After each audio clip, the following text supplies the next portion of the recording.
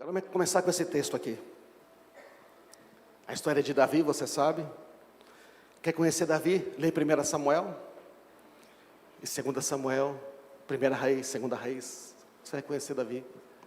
E lê os Salmos, aí você vai conhecer mais ainda Davi. Então você sabe como é que começa a história. 1 Samuel, capítulo 16, Samuel é um profeta, um homem de Deus. Ele ouve a Deus.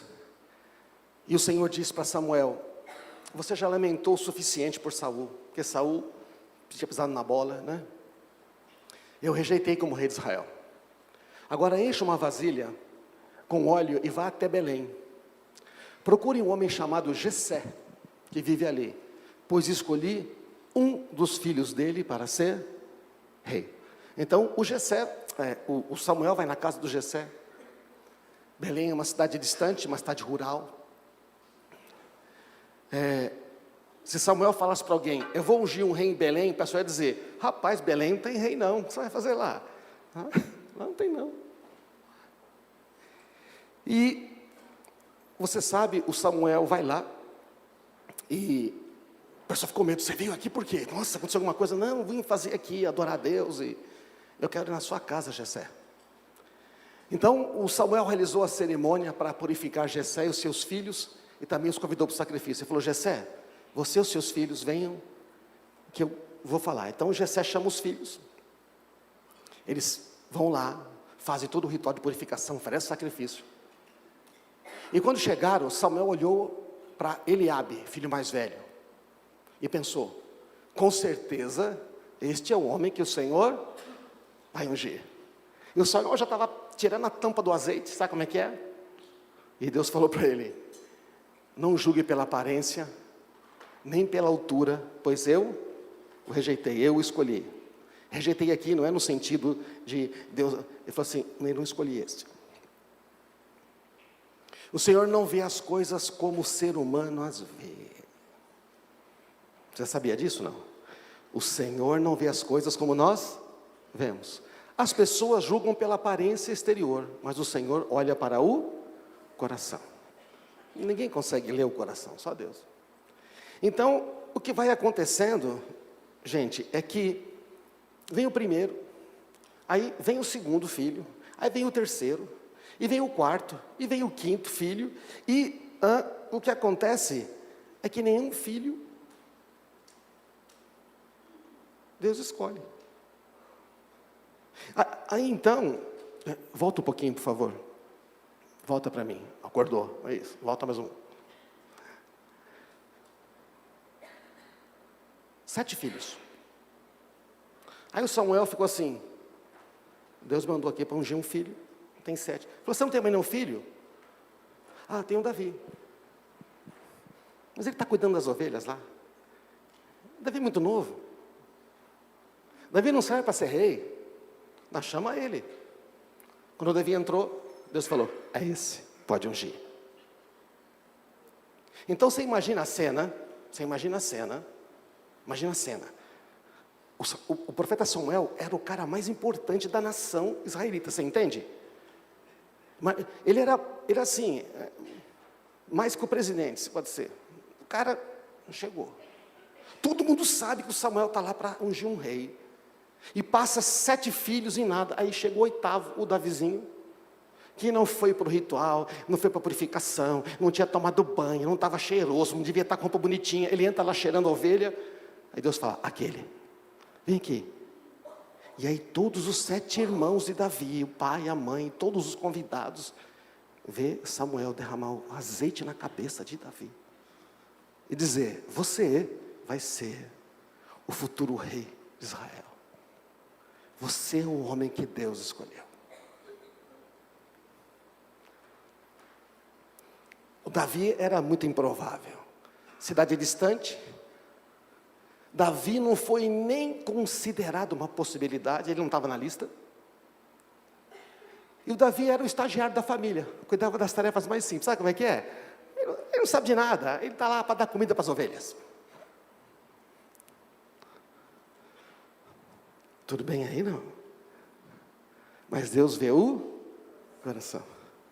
Agora tem 2 perguntas. Como será que Davi se sentiu Quando soube, porque, entendeu? Davi não sabe da história. Mandaram chamar ele. Como será que o Davi se sentiu? Imagina se você é Davi.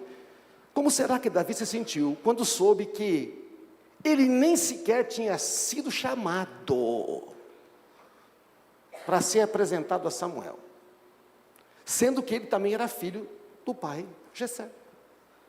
Você imaginou? Você acha que ele ficou assim? Nossa, estou tão feliz que todo mundo esqueceu de mim. Está todo mundo sabendo, meus irmãos. O negócio está rolando aí o dia todo. E eu estou lá com as ovelhas. Tá certo não? É ou não é? Cria sentimentos ou não cria? Você percebe como acontecem coisas na nossa vida que vão deixando algumas marcas? Agora, como será que Eliabe, o filho mais velho, se sentiu? Porque naquela cultura o filho mais velho era o cara, né? O primogênito. Como será que o Eliabe, o filho mais velho, se sentiu quando o seu irmão mais novo foi ungido para ser o futuro rei e não ele?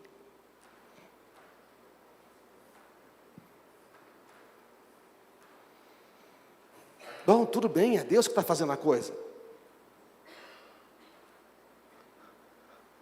Se você tivesse lá, você ia dizer: ô Eliabe, você precisa entender, né, mano? Deus não vê a aparência. Só que você não é o Eliabe, né? Amém, irmãos? Então, estas coisas, aconteceu uma coisa boa ou uma coisa ruim na casa do Jessé? Aconteceu uma coisa boa ou ruim? Boa, muito boa, um dos filhos dele vai ser rei. É muito bom o que aconteceu. Cara, imagina, o seu irmão vai ser rei. É uma coisa boa. Porém, você vai ver na história que isto tem coisas lá na frente. A rejeição deve cair. Por quê? Porque a rejeição é algo tremendo, ela acaba com a vida da gente, sabe? E quando a gente fala de rejeição, basicamente, segundo até o Louis Gligo, tem duas reações. A primeira eu sofro disso. Esse gigante está me matando, está com o pé no meu pescoço. Ou então, você pode dizer assim: eu não tenho problema com isso, não preciso da aprovação de ninguém, não me importo com o que os outros pensam, estou nem aí. Mesmo? Então, às vezes tem essas duas, mas assim, o fato é que a rejeição, gente, ataca todos nós, amém? Ataca, ninguém está sujeito. Porque veja, aconteceu uma coisa boa na casa do Jessé, e você tem aí, o Jessé não fez por mal não chamar o Davi, porque, não, eu não vou trazer o meu filho aqui, ele é novo, vai que eu vou criar uma expectativa, ele nem entende, sabe que negócio? Talvez o pai esteja protegendo, mas talvez o Davi não tenha pensado assim, amém? E não é porque o Eliabe não era um cara bom, que Deus escolheu, os outros irmãos, não era porque o Eliabe era ruim, não, era porque tinha que ser o Davi, e era uma grande honra para a família. Mas, quantas vezes a vitória de alguém, você está na igreja, o irmão conta aquele testemunho, e ele conta exatamente aquilo que você está orando há 5 anos, e o cara fala: eu estou aqui uma semana nessa igreja e Deus me respondeu. O que você fala? Ai, meu Deus do céu, Jesus. É verdade, não é? Só aconteceu comigo isso, certo ou não? É verdade, não é? Só aconteceu comigo. Aconteceu com mais alguém isso, não? Você está lá, tem mais gente sincera, tem mais uns 4. E você está, aí acontece alguém, conta tudo, e você fala: nossa, eu estou buscando tanto a Deus. E aí, aqueles irmãos espirituais olham para você e falam: nossa, você viu? Rapaz, nem crente direito Deus já está respondendo para ele. Do tipo, ele está dizendo: tem alguma coisa errada com você. E você começa a acreditar nessa besteira.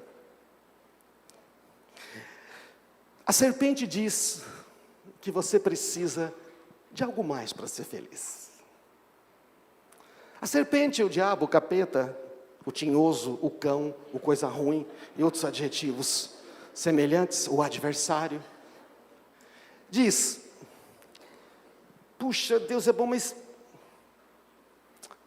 mas está faltando alguma coisa que Deus não quer te dar. Verdade, não é? Estava lá o casal feliz no Éden, e a serpente fala: e aí, tudo bem? Nossa, Eva, baita jardim esse, hein? Coisa linda, não? Esse Deus é poderoso demais. Aquele papo de serpente, né? Vem, ganha confiança, bota a patinha. Ela tinha pata naquela época, depois ela perdeu as patas. E aí, falou: não, Deus sabe que no momento que vocês vão comer o fruto, seus olhos vão se abrir. Tem coisa que você não está vendo. Ah, você precisa de alguma coisa a mais.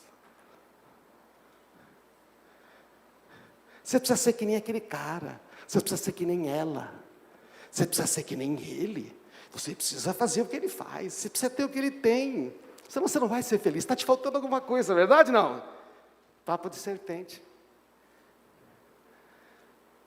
Você vai conhecer o bem e o mal.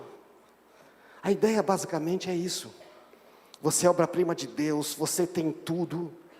Deus fez você do jeito que Ele fez, porque você tem um propósito, porque você tem um plano único.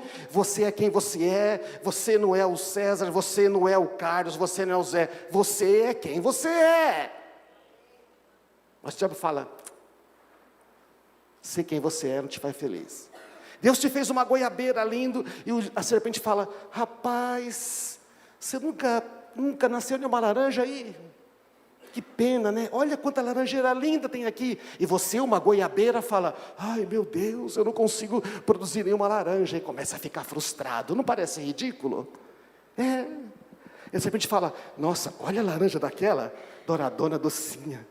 Olha quantas laranjeiras lindas. E você, uma goiabeira, se esforçando para dar laranja. Ai meu Deus, ai eu quero ser uma laranjeira.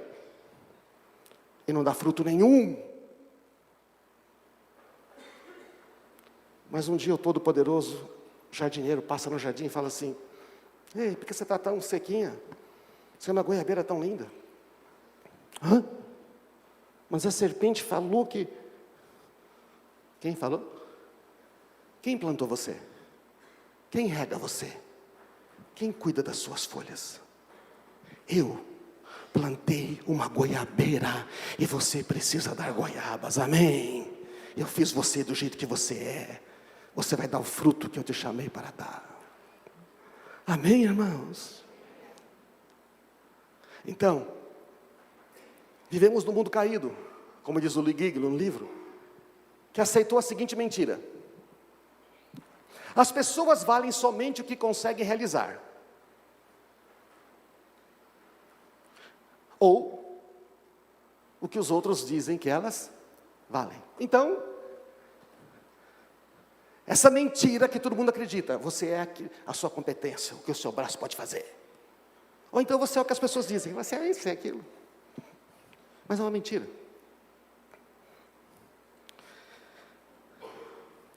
Tanto a gente vê isso na rede social, não é verdade, não? Um rapaz marcou um encontro pela rede social. Você viu foto na rede social? Outro dia... Precisa cortar essa parte da gravação, porque eu não sei, vai que a pessoa ouve, ela não sei. Não, eu estava trabalhando, e eu fui era um negócio profissional. E a pessoa que me mandou o contato, tudo, eu olhei, tinha um link, e eu vi a foto dela na rede social, certo ou não? E eu estou no evento, e eu estou caçando a mulher. Gente, eu não acho. E eu não acho a mulher. Eu olho e falo: pô, mano, tudo bem que eu sou ruim de fisionomia, eu sou meio distraído. Eu não acho a mulher. Aí quando ela apareceu, eu falei: eu sou fulano. Eu falei: muito prazer. Entendeu? Porque eu vi uma coisa mais ou menos assim, certo? Vê, apaga a luz aí. Eu vi mais ou menos uma foto assim, vê o pessoal aqui enxergar. Então, porque a gente vai usar um projetor. Então, eu vi um negócio assim, então, não é? Só que a realidade, quando eu cheguei lá, era um pouco diferente, entendeu? Era assim. Essa é uma atriz, ela é assim mesmo, ela postou. Então, assim... Porque a gente não posta em rede social fotos... A gente só posta foto em rede social.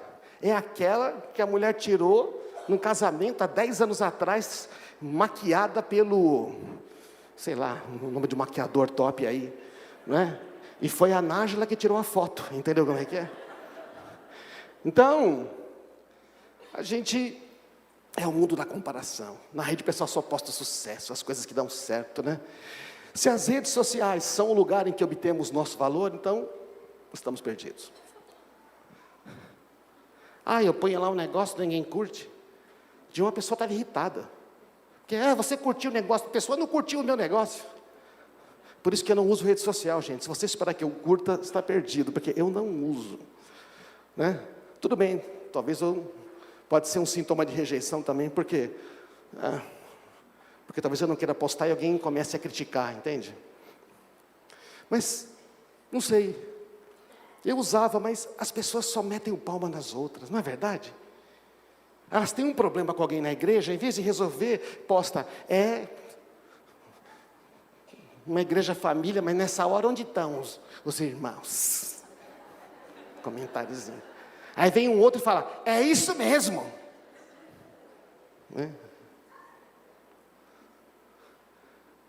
Se vivemos em busca da aprovação das pessoas, morreremos com a sua rejeição. Porque nós, seres humanos, nós temos uma tendência para rejeitar as pessoas, entende? As redes sociais são úteis para algumas coisas, mas não para formar uma identidade. Porque ela traz comparação. Fala a verdade. Ela sempre mostra que está faltando alguma coisa para você, né?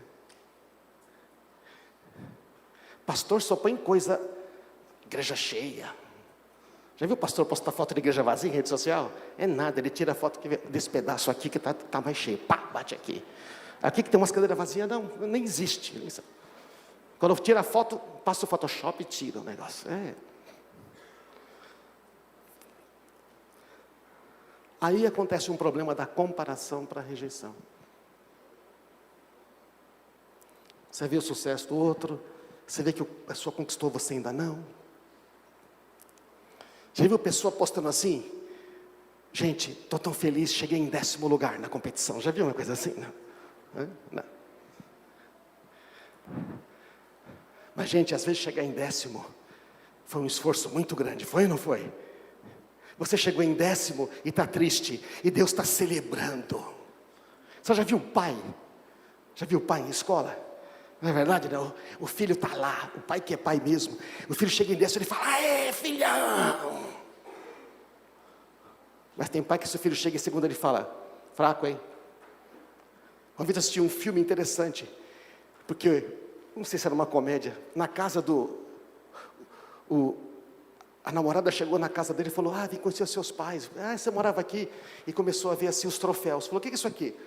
Os troféus do meu pai. Aí ele olhou, 15º lugar, 23º lugar na competição, né? Ele falou, o que é isso? Você ganhou? Não, meu pai mandava fazer os troféus sempre. Não importa a posição que eu chegava, ele mandava fazer um troféu. Eu nunca ganhei nada, eu era muito ruim. Mas eu achei muito legal. Porque é assim que Deus faz, certo? Não, Ele está sempre celebrando a sua vitória. Eu achei muito interessante essa cena. Mas na escola, nos esportes, na igreja, no trabalho, nas artes, na música,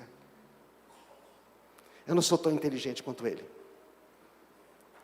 Aí tem uma pessoa inteligente no seu trabalho, fala alguma coisa, você fala, não vou nem mais ficar nessa empresa.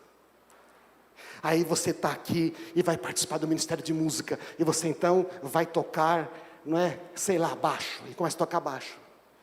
Aí você vem e ouve a Deb aqui. Fala, ai meu Deus do céu, nunca. Aí não vou tocar mais. Aí eu vou tocar guitarra. Aí você chega aqui e ouve o bispo. Fala, eu nunca vou chegar. Agora, é rejeição. Agora tem uma outra atitude. O cara chega aqui e vou tocar baixo. Ele vê a Deb tudo e fala, meu Deus, eu tenho fantástico, eu vou aprender como nunca antes. É verdade ou não? Aí você chega aqui, vai tocar guitarra, mal sabe, e o bispo esmira e fala, meu Deus, eu tenho um cara muito bom. Não, tem vários aqui bons. Eu estou no lugar certo, eu vou aprender. Se eu chegar a 20% deles, estou feito. Amém, irmãos? Mas a gente não pensa assim. Eu não sou tão capaz quanto ela, não sou tão bonito como ela, não sou tão talentoso, não tenho capacidade. E aí a serpente vem e começa, pena, né? Se você fosse um pouquinho melhor, o pessoal até te chamar para tocar uma musiquinha nessa igreja aqui. Quantas pessoas estão desistindo antes de começar, porque se comparam. Sabe como chama isso? Orgulho, orgulho. Orgulho de reconhecer que Deus deu uma coisa.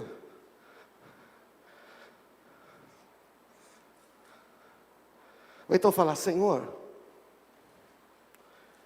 o Senhor quer que eu toque guitarra, mas... Estou dando um exemplo, tá, irmãos? Aqui, estou falando dos nossos irmãos aqui. Eu vou dar o meu exemplo. Os caras insistiam muito para eu pregar, e eu fugia. Porque o que eu fui rejeitado. E quando você começa a pregar, você fala um monte de besteira, você fala torto, certo ou não? Você fala rápido, você pensa uma coisa, sai outra, você escreve um treco, sai outra coisa, você sonha que vai sair perfeito, e você sai chorando, fala: meu Deus, é a TPM, tensão pós-mensagem. Fica 3 dias, ai, por que eu falei aquele negócio? Primeira vez que eu preguei, um cara veio e falou todas as coisas erradas que eu fiz. Deu uma lista completa. Você imagina o incentivo? Que foi muito interessante. Ainda falou para o Carlos Alberto. Então, aí eu falei: Senhor, eu não vou nunca chegar. Os caras tudo. Ele falou: você vai dizer não para mim? Bom, eu tinha que pensar 2 coisas. O Deus está... Se Ele me pediu, Ele vai me ajudar. Amém? Só que para eu tentar conseguir pregar ou ensinar, eu tinha que fazer um esforço muito maior. Porque para outro, era assim, ó. Você tem que preparar a mensagem, pega, fala, todo mundo aplaude. Eu tenho que sentar, estudar, fazer esboço e tudo, eu tenho que fazer PowerPoint, senão eu não consigo, eu me perco. Mas então, já que eu sabia fazer PowerPoint, porque eu trabalhava com isso desde quando eu me conheço por gente. Então, sabe, Deus usa aquilo, mas você precisa ter PowerPoint, não precisa. Você precisa fazer o que Deus quer que você faça, amém? Você tem que ser do jeito que Deus chamou você para ser. Você chamou para pregar com power, sem power, não importa. É Ele que te chamou, Ele te fez com um propósito. Para de comparar.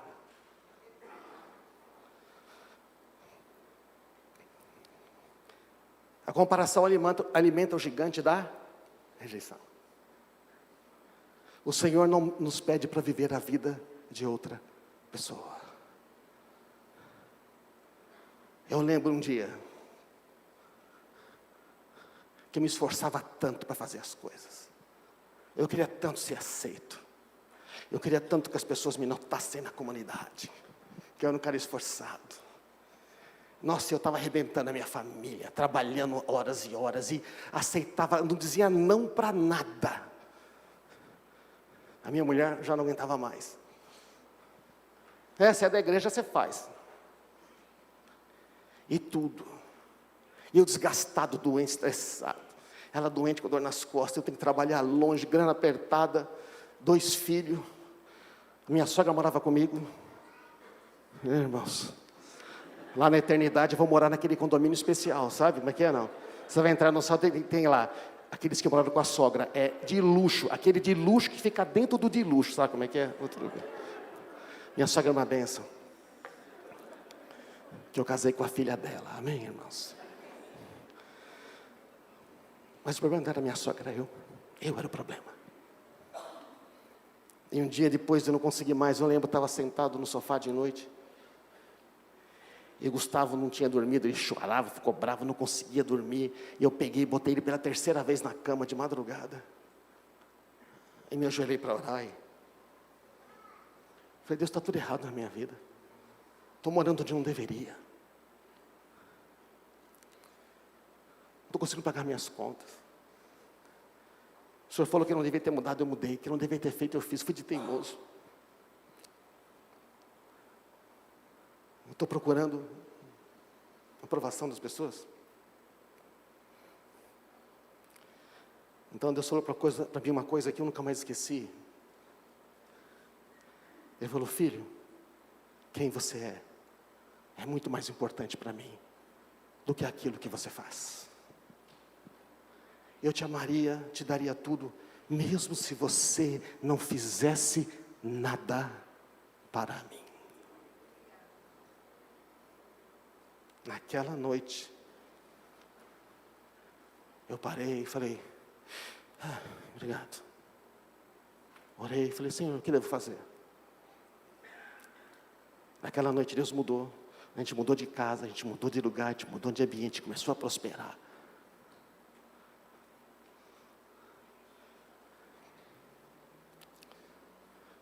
Eu nem me lembrava dessa história, eu me lembrei agora, porque sabe, eu estava querendo ser como os outros. Então, irmãos, a rejeição, você sabe, ela pode ter origem durante a infância, na adolescência, na vida adulta, na família, na escola, no trabalho, na igreja, qualquer lugar que tem pessoas.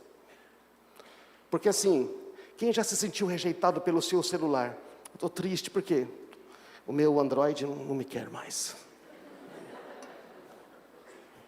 Nem pelo cachorro. Bem, cachorro é um exemplo, né? Você bate nele, aí você dá uma subida e ele volta e encosta em você. E tem dois comportamentos que mostram que sofremos de rejeição. Um diz, eu não tenho valor, não importa o que eu faça. É aquele comportamento que diz assim, eu não consigo, eu não valho nada, eu não sou digno, eu não sou bom bastante, eu nunca vou chegar a lugar nenhum. E tem outro comportamento que é, o meu valor vem da minha capacidade, meu desempenho. Eu vou conseguir, eu vou vencer esse negócio, eu vou mostrar para eles, eu vou mostrar para ela, eu vou mostrar que Deus está comigo, eles vão ver só, eu vou. Amém? É a mesma coisa, é rejeição. Só que de um lado e o outro, é cara e coroa. Um mostra insegurança, baixa estima, inferioridade, ódio de si mesmo. O outro é o realizador, é a mulher que faz tudo perfeito, faz tudo nossa, tem que ser tudo legal, e tem que ser bem sucedido, não tem que vencer, sucesso a qualquer preço, centro das atenções. Tudo isso é sintoma do gigante da rejeição dominando a sua vida. E a gente quer vencer a rejeição, mas tem algumas coisas que não vencem a rejeição. Tem algumas coisas que não vencem. Sucesso não vence rejeição. Porque quando você chega no sucesso, aí tem que ter mais sucesso. Quando você bate a meta, tem uma outra meta. Dinheiro. Quanta gente está cheia de dinheiro e está faltando alguma coisa? Eu já perdi muitas vezes, de jovem, de gente. Já ouvi vários, de moças, jovens moças, pessoas que eu aconselhei, outros. Olha, o que foi? Não sei, eu conquistei. Eu lembro uma vez, uma moça falou comigo, lá, no aconselhamento de São Paulo, ela falou, sabe, eu tenho tudo que eu tenho o apartamento que eu queria, eu comprei o carro que eu queria, eu fiz a viagem que eu queria, eu comprei as roupas que eu queria, mas agora estou namorando com a pessoa que eu queria, mas está faltando alguma coisa. Perfeccionista, sempre procurando uma aprovação que nunca chega. Outra coisa que não vence o gigante da rejeição, fama. Tem sucesso, todo mundo conhece tudo, mas está faltando alguma coisa. Aprovação das pessoas. As pessoas te aprovam, te elogiam, você recebe prêmio, você é reconhecido. E então, você pensa, será que é de verdade?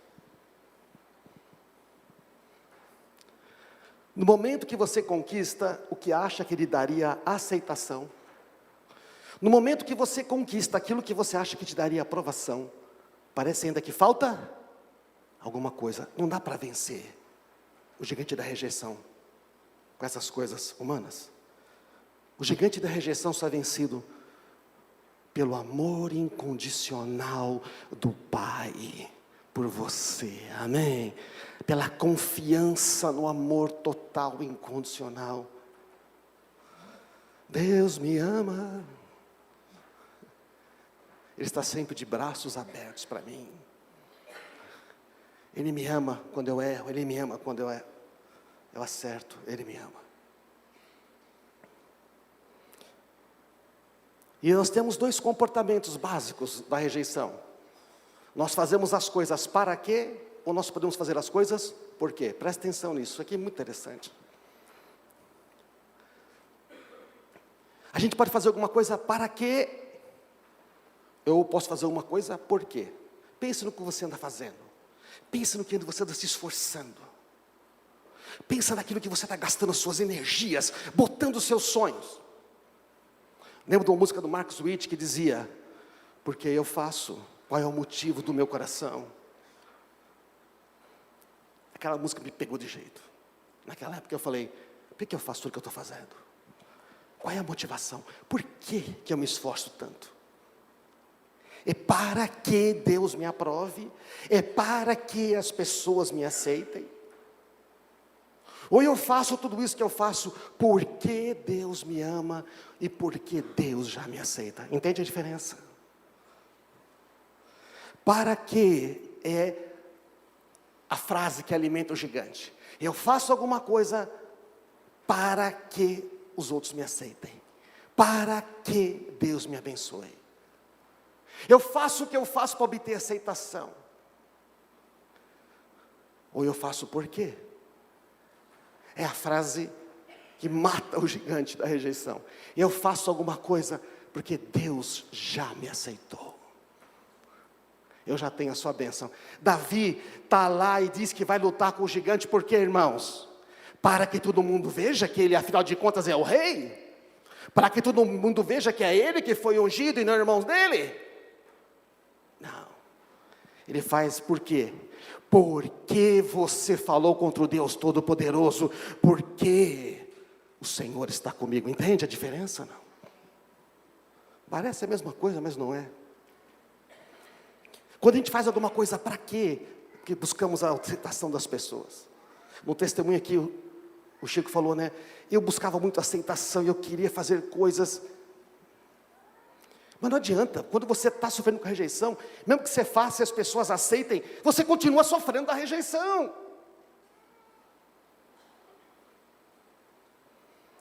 Fazer tudo para que alguém me aceite, e eu sinta realizado, e não sente. Eu vivo para ser aceito, eu vivo fazendo para que eu seja aceito. Então, o objetivo é que, então se alguém não nota, se alguém não percebe, a origem pode estar lá atrás. Às vezes não é o que o seu pai falou, é o que o seu pai não falou. Meu pai, por exemplo, não falava muito. Meu pai para mim nunca elogiava, não falava, poxa, que bom filho, estou muito feliz. Ele falava, Minha mãe falava, mas eu queria que meu pai falasse.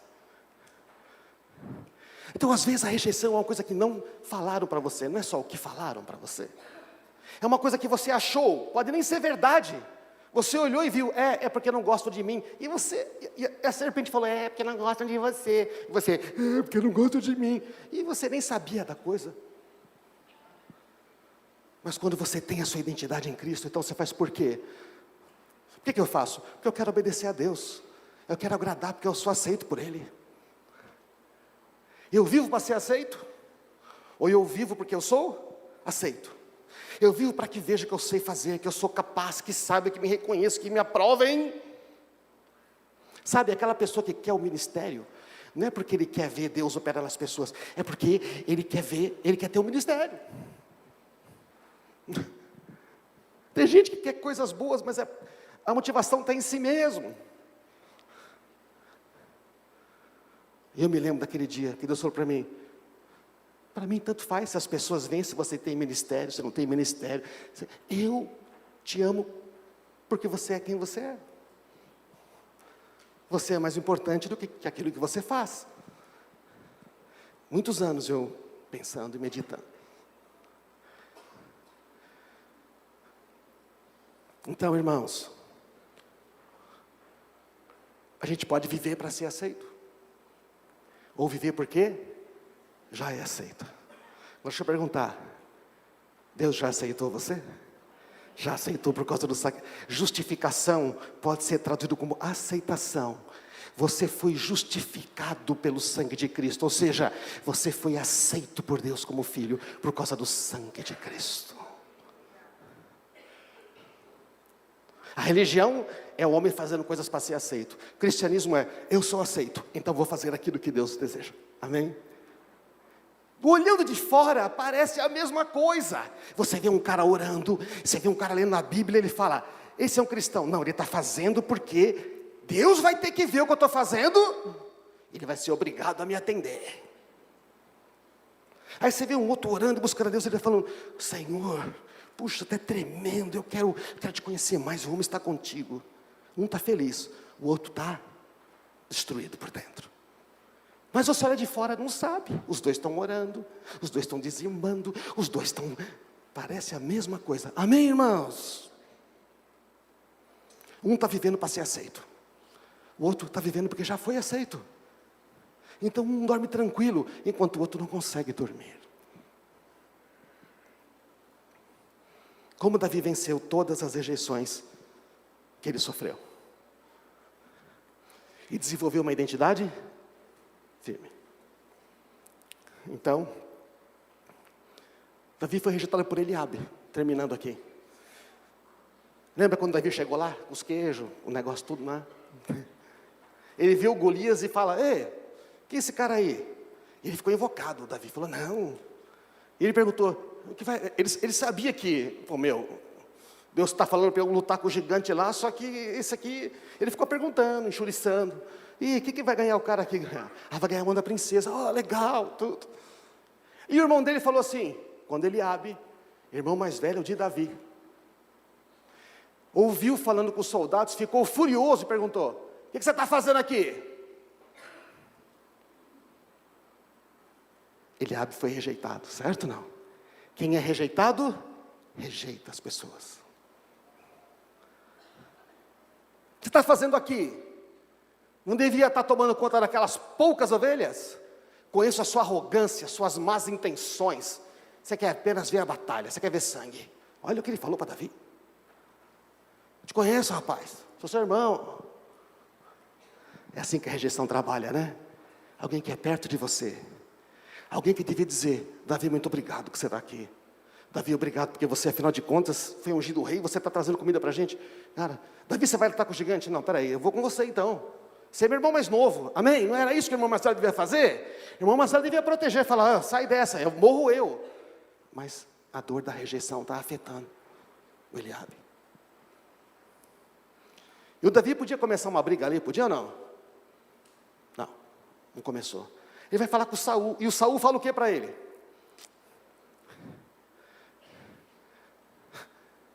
Você não conseguirá.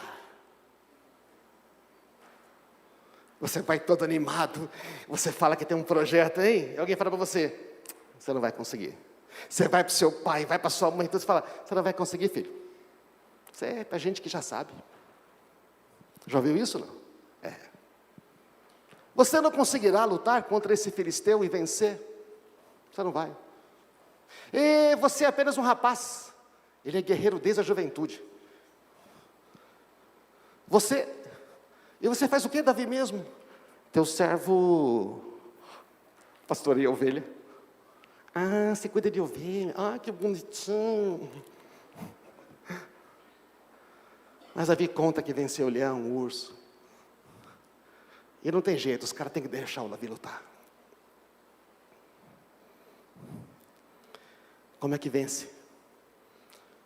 Nós já falamos, irmãos. Esse é o texto. Esse é o texto. Jesus está lá.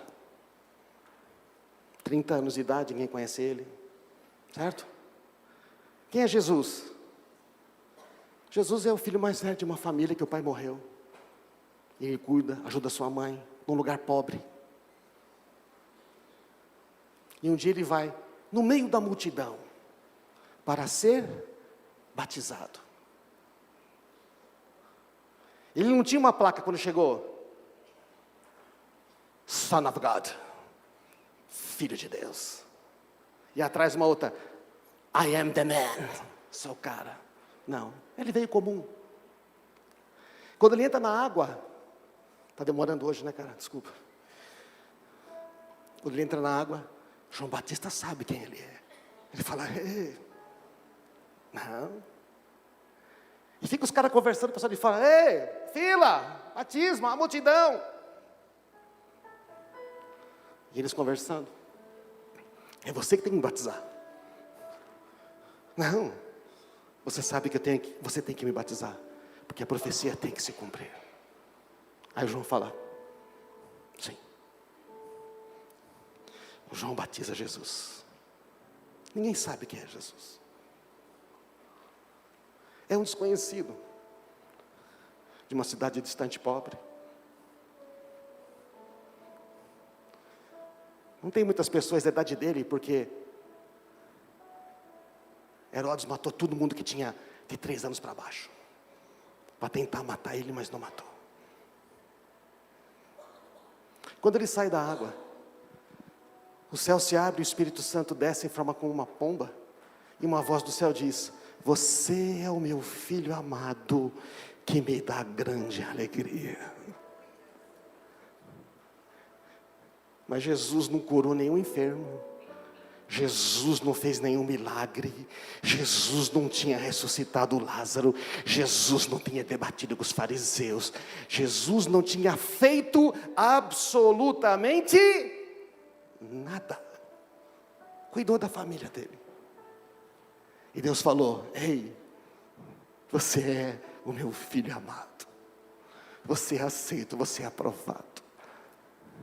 Jesus é o nosso modelo, amém? Lembra que falamos sobre isso? Deus está dizendo para você, você é minha filha amada. Você é o meu filho amado. Eu tenho prazer em você. Mas o que é que eu fiz? Não é porque você fez. É porque você é meu filho. É porque eu te amo. Amém, irmãos? Isso é cristianismo.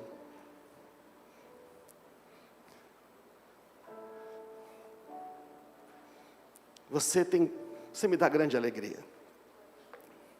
Jesus não tinha começado a fazer nada. Diga, Deus me desejou e me criou. Salmo 139, lembra? Antes que eu te formasse, lá no ventre da sua mãe eu já te conhecia. Tu me formaste no interior e me teceste no ventre da minha mãe. Eu te agradeço por me ter feito de modo extraordinário. Como são preciosos os teus pensamentos a meu respeito, ó Deus. Sabe o que significa no original? Que Deus tem tantos pensamentos sobre você, e os pensamentos dele são pensamentos de paz e não de mal. Ele tem tantos, no original também pode trazer planos, intenções. Você tem um problema e Deus fala, eu tenho uma solução. O carro quebrou, tudo bem, tem uma outra coisa. Deus tem todas as saídas, Ele é o Todo-Poderoso, Ele tem todas as respostas. Minha mãe não quis, mas eu quis. Na hora que fecundou aquele óvulo, eu já te amava. Jesus pagou o preço do resgate, do meu e do seu. Você pisou na bola, mas o preço foi pago. Você foi escolhido. Você já é aceito. Diga, já sou aceito. O valor da sua vida é a vida que foi dada por você. Quanto que eu valho? Você vale a vida que foi dada por você. Quem deu a vida por você? Você vale a vida de Jesus, o Filho de Deus. É por isso que Deus não vai largar de você, nem de mim. Amém? Jesus falou, vocês não me escolheram. Eu escolhi você.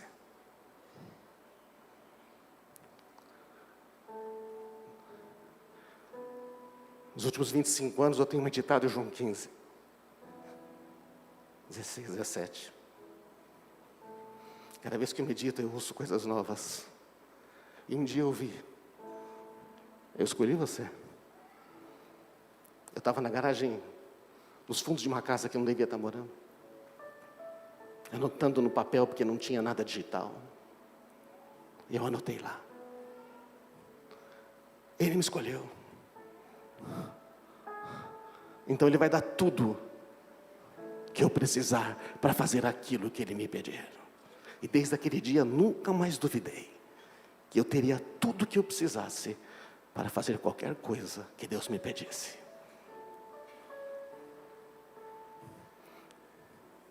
Comecei a crer que meus filhos estudariam em boas escolas. Comecei a crer que que tudo ia ser diferente.